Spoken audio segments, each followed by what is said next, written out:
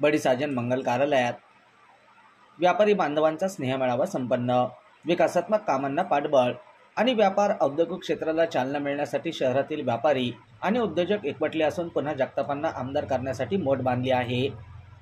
बुधवारी 13 नोव्हेंबर रोजी रात्री 8 वाजता बडी साजन मंगल कार्यालयात शहरातील व्यापारी बांधवांचा स्नेहमेळावा पार पडला। यामध्ये महायुतीचे उमेदवार आमदार संग्राम जगताप यांच्या पाठीशी एकजूट दाखवून त्यांना निवडून आणण्यासाठी व्यापारी आणि उद्योजकांनी सामुदायिक पाठिंबा दिला। यावेळी आमदार संग्राम जगताप यांनी व्यापारी आणि उद्योजकांशी संवाद साधून शहरातील विकासात्मक कामे, व्यापार आणि उद्योजकांना चालना देण्यासाठी करण्यात आलेल्या कामांची माहिती दिली। या मेळाव्यात व्यापारी आणि उद्योजकांच्या वतीने आमदार संग्राम जगताप आणि आमदार अरुण जगताप यांचा पुणेरी पगडी घालून सत्कार करण्यात आला। त्याच्यामध्ये जवळपास 53 संघटना व्यापारी बांधवांच्या या कार्यक्रमाच्या निमित्तानं आज उपस्थित झालेल्या आहेत आणि त्यांची सायंकाळी 7 वाजल्यापासून ही चर्चा या व्यापारी बांधवांच्या बाबतीमध्ये आपली सुरू झालेली आहे। जो कुणी व्यापार करतो, वेगवेगळे टॅक्सेस शासनाला भरतो, त्याला आपण व्यापारी म्हणून म्हणत असतो, त्याला संबोधित करतो, हा व्यापारी आहे। आणि म्हणून आज या सभागृहामध्ये देखील तशा प्रकारचे आपण असंख्य लोक आपण उपस्थित आहोत। आमचे देखील उद्योग व्यापार आहेत।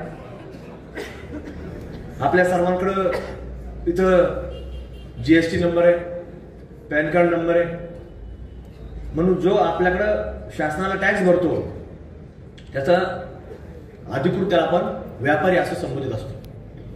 आणि म्हणून जो व्यापार करतो त्याला देखील प्रत्येक वर्षी आपण मार्च महिन्याच्या सुरुवातीला आपल्याला CA संपर्क करावा लागतो।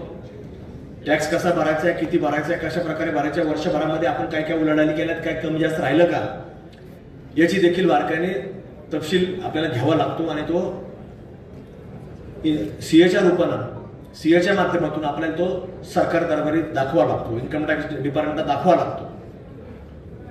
आणि मग ह्या सगळ्या उद्योग व्यापारामध्ये जेव्हा आपण काम करतो, व्यवसाय करतो, तर ज्या वेळेला कुठलंही केंद्र सरकारचं ज्या वेळेला बजेट सादर होत असतं तर आपल्या प्रत्येकाची नजरा त्या टीव्हीकडे असतात। पूर्वी मीडियाचे साधनं फार कमी असायचे।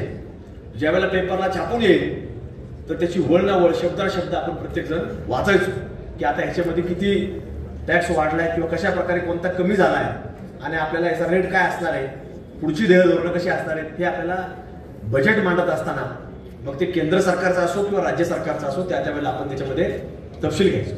पण आता तशी परिस्थिती राहिली नाही। आता तिकडं देशातले अर्थमंत्री उठले की आपल्याकडे टीव्हीवर दिसतं, लाईव्ह आपल्याला दिसतं। टीव्हीवर जरी पाहायला भेटलं नाही, आपण दुकानात असलो, गल्ल्यावर असलो, टीव्ही नसला, मोबाईलमध्ये सुद्धा आता ऑनलाईन टीव्ही दिसतो। एक काही 10-20 सेकंदाचा फरक असेल मला वाटते मोबाईलवर ते पाहत असताना।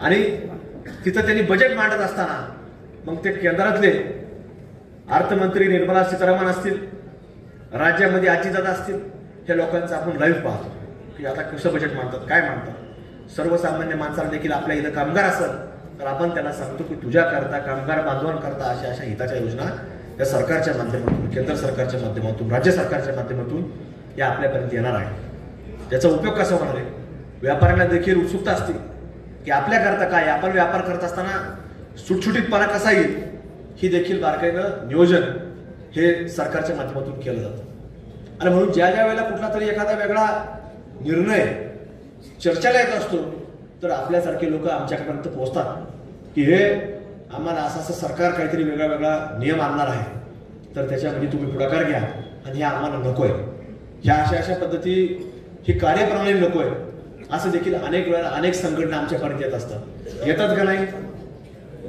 येतात। त्याचा पाठपुरावा करण्याचं काम आम्ही राज्य सरकारच्या दरबारी हे महाराष्ट्राच्या मंत्रिमंडळामध्ये आम्ही तिथं आवाज उठवण्याचं काम, त्या मंत्र्यांना भेटण्याचं काम हे आम्ही सातत्याने करतो। आणि अडचण अनेक वेळेला, ज्या वेळेला आपण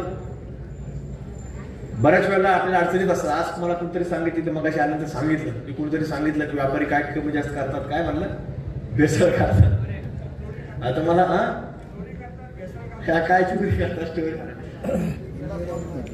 आता शेवटी आपण व्यापार करतो. व्यापारी म्हणजे काय असतो? आपण एखादा कुठलाही उद्योग व्यापार सुरू केला, आपल्याकडे लोक कामाला असतात. म्हणजे आपण फक्त आपला व्यापार नाही करत, आपला प्रपंच नाही चालत, आपण लोकांचे सुद्धा प्रपंच चालवतो. आणि ह्या अशा बोलणाऱ्याला खरं तर वाटलं पाहिजे की आपण काय बोलतो, कोणाबद्दल बोलतो.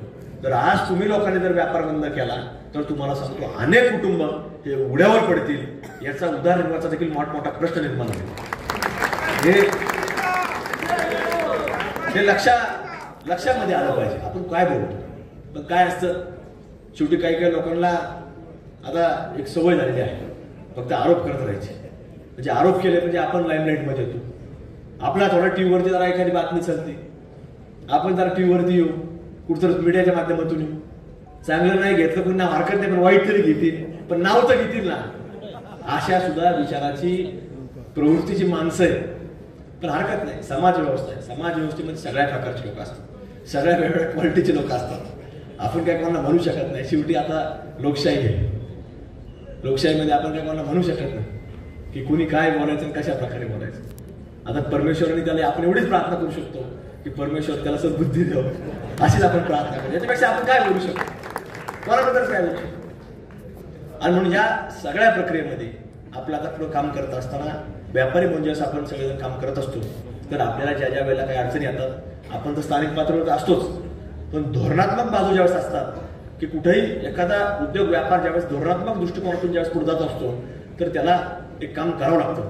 जसं आता एमएडच्या वतीनं तुम्ही सांगितलं की आपल्याला हा काका साहेब हो, तर त्यांनी सांगितलं की आता कुठेतरी वीज दर्जा आहे. हा धोरणात्मक विषय आहे की बाकीच्या राज्यांमध्ये कुठं कमी आहे कुठं जास्त आहे, हा धोरणात्मक विषय आहे. याच्यावरती काम करण्याची आवश्यकता असते. आज आपल्याकडं एक प्रत्येक उद्योग व्यापारला आज आपल्याला आपण सगळेजण व्यापार करतो, उद्योग करतो. कुणी अगदी तर मार्केटमधले व्यापारी बसले ते सकाळी भाजीपाला विकतात, शेतकऱ्याकडून येतो तो विकत घेतात, समोर ते जिथे जिथं वेगळ्या भागात भाजीवाले असतात त्यांना विकतात. असे प्रत्येक जण काही ना काही व्यापार करतो. पण आज प्रत्येक इथं जो काही उद्योग व्यापार करणारा मनुष्य आहे त्याला प्रत्येकाला एक अंदाज आहे की माझा रोजचा व्यवसाय एवढा होतो, शनिवार रविवार एवढा होतो, दिवाळीला एवढा होणार, पाडव्याला एवढा होणार, दसऱ्याला होणार. हे सगळ्यांना अंदाज आलेला आहे. बरोबर आहे का नाही? बरोबर आहे ना. सरळ बाजारवाले असतील त्यांना माहिती आता पाडव्याला जाणार आहे सोनं, भाजीवाल्याला रोजचं माहिती की रोज सकाळी एवढा माल जातो, शनिवार रविवार कुठलं फ्रूट खातात, कोणतं काय जातं, हे सगळं प्रत्येकाला आता माहिती आहे. आरते बाजारात गेलं, दाळमंडीत गेलं, त्याचे ग्राहक ठरलेले, ती गिराईक येणार आहे, या टाइम येणार आहे, तो घेऊन जाणार आहे, तो फोन करतो इतक्या दिवशी येणार, मी आज येतोय, ते माल काढून ठेवा, भाव विचारता, एवढं आपलं रुटीन झालेलं आहे. पण याला ह्या उद्योग व्यापारामध्ये आपण वाढ कशी करू शकतो? तर हे वाढवायचं असेल तर आपल्याला आता शहराचं एक मोठं प्लॅनिंग हे आपल्याला करण्याकरता आम्ही मागच्या काही काळामध्ये सुरुवात केली. आणि शहर जसं आता शहरीकरण वाढतंय, शहराचं शहरीकरण वाढतंय. शहरीकरण वाढतं म्हणजे काय होतंय की आज लोकसंख्या ही आपल्या शहराची सगळ्या बाजूनी, चारही बाजूनी ज्यावेळेस उपनगर वाढत चालली तर ती लोकसंख्या वाढते, त्याला शहर वाढतं आपण म्हणतो. आज तुम्ही जर कुठल्याही कानाकोपऱ्यामध्ये गेला, त्याला विचारलं की 10 वर्षापूर्वी इथं काय होतं, तो सांगेल की इथं शेत जमीन होती. पण प्रत्येक ठिकाणी आज मोठ्या मोठ्या इमारती उभा राहतात. आता मागच्या 1-1.5 महिन्यापूर्वी आचारसंहिता लागण्याच्या अगोदर आम्ही जवळपास एक 22 मजली इमारतीचं भूमिपूजन आम्ही संतोष आता एक ठिकाणी केलं. 22 मजली इमारत. हे नगरमध्ये कधी कुणी काही 6-7 वर्षापूर्वी, 7 वर्षापूर्वी जर म्हटलं असतं तर ते म्हटले असते तू बांधू नको, तुला ते काय विकल्या जाणार. पण आज शहर बदलतंय म्हणूनच लोक तिथं इन्व्हेस्टमेंट करतात. नाहीतर बदलत नसतं तर कुणी इन्व्हेस्टमेंट केली नसते. आणि म्हणून ह्या बदलत्या सगळ्या दृष्टिकोनातून लोकांना माहिती की उद्योग व्यापार करणारा मनुष्य अनेक वेळा विचार करतो की इथं कशी इन्व्हेस्टमेंट करायची, कशा प्रकारे करायची. त्याला जर अंदाज आला की इथं हे सगळं आपण विकू शकतो तरच तो मनुष्य पुढाकार घेऊन तो करू शकतो. आणि म्हणून या सगळ्या व्यापार वाढवण्याकरता आमचा देखील प्रयत्न सुभाष शेठ काही वर्षापूर्वी आमचा होता की आपल्याला कुठेतरी एमआयडीसी वाढवली पाहिजे. आम्ही अनेक राज्यातल्या वेगळ्या उद्योगपतींकडे जायचो, काही दिल्लीला काही कामानिमित्त गेलो, तिथे आम्ही काही उद्योगपतींना कुठल्या तरी माणसाच्या माध्यमातून भेटायचो की नगरला असं ठिकाण आहे, त्याला शिर्डीची ओळख सांगायचो. आम्ही त्याला सांगायचो की महत्व सांगायचो की शिर्डी शनी शिंगणापूर म्हणजे नगर जिल्हा आहे, तर तुम्ही तिथे या. पण त्या लोकांकडे जेव्हा आमचा पाठपुरावा व्हायचा की कसं करायचंय काय करायचं, तर जागेची कमतरता एमआयडीसी विभागाने त्यांना आम्हाला ते सातत्याने सांगायची तुमच्याकडे जागा उपलब्ध नाही, आणि जागा उपलब्ध नसली तर ती कुठल्याही मोठी इंडस्ट्री येऊ शकत नाही. अजित भाईसोबत तुम्ही देखील अनेक वर्ष पाठपुरावा केलेला आहे.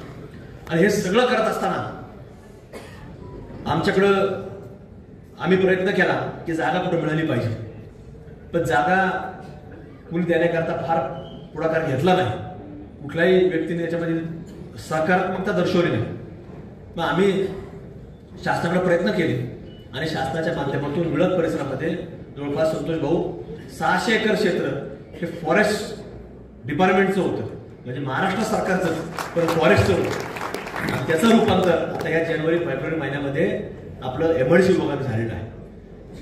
म्हणून तुम्हाला जे मी सांगत होतो की आज प्रत्येकाला माहिती आहे की आज आपला व्यवसाय एवढा होतो, वर्षभरामध्ये एवढं होतंय, तर तुम्हाला सांगतो ते वाढण्याकरता पुढच्या काळामध्ये सुरुवात होणार आहे. आणि त्याचं फक्त एकमेव कारण असणार आहे, जसं आज आपण नगर पुढे घेऊन चाललोय, ते पुढच्या काळामध्ये आपण प्रत्येकजण त्याला नाव देणार आहे की नवीन नगर, तसं आता आपलं पुढचं पाऊल जे पडणार आहे ते नवीन नगर एमआयडीसी नावानं पडणार आहे. आणि होता येत नाही. पण आज सर तुम्हाला सांगतो की या सगळ्या शहरामध्ये आपण जर पाहिलं तर अनेक वेगवेगळ्या अशा म्हणजे वास्तू आपण निर्माण केल्या की आज वाड्या पार्क सारखं संकुल आहे, ते फक्त एक संकुल, तिथं कुठल्याही प्रकारची ऍक्टिव्हिटी आतमध्ये नव्हत्या, बाहेर झाल्या, त्याच्याकरता 50 कोटी. म्हणजे हे असं चालत नाही. प्रत्येक हे मत एक महत्वाचं असतं.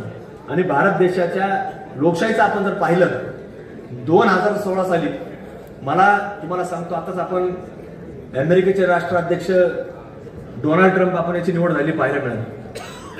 मलाही 2016 मध्ये त्यावेळेला प्रत्येक देशामधनं 4-4 प्रतिनिधी ते निवडणुकीच्या अभ्यासाकरता लोक तिथं बोलत असतात. त्यावेळेला 2016 मध्ये हे डोनाल्ड ट्रम्पच अध्यक्ष झाले, तर त्या निवडणुकीच्या अभ्यास दौऱ्याकरता भारतातनं 4 लोक गेले होते, त्याच्यात मी एक होतो. तिथं त्यावेळेस मी गेलो, मी पाहिली ती निवडणूक.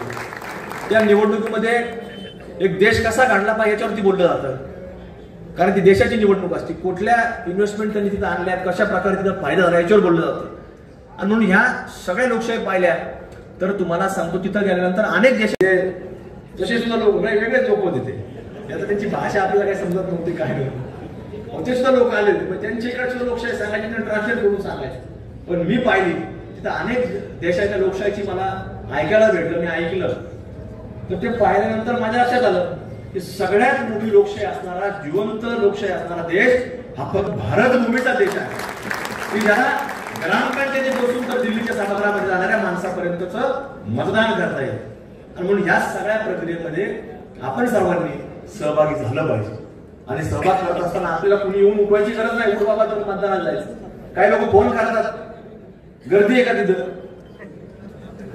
गर्दी कमी झाल्यावर फोन म्हणजे त्यांनी तिथं थांबून राहायचं. इस त्योहार अपने घर को सजाए सैमसंग के AI पावर्ड टीवी के साथ 10 नवंबर तक नए NQ8A generation 3 processor, Dolby atoms और ग्लेरी फ्री OLED के साथ 3 साल की वारंटी और EMI सिर्फ 2777 रुपए से शुरू. पाइए 20% तक cashback plus 10% extra on Samsung axis bank credit cards, 0 interest, EMI 36 महीने तक. और सभी इलेक्ट्रॉनिक वस्तुओं के लिए विजिट करें Ram agency, market yard, Navi Peth और सावेडी में भी.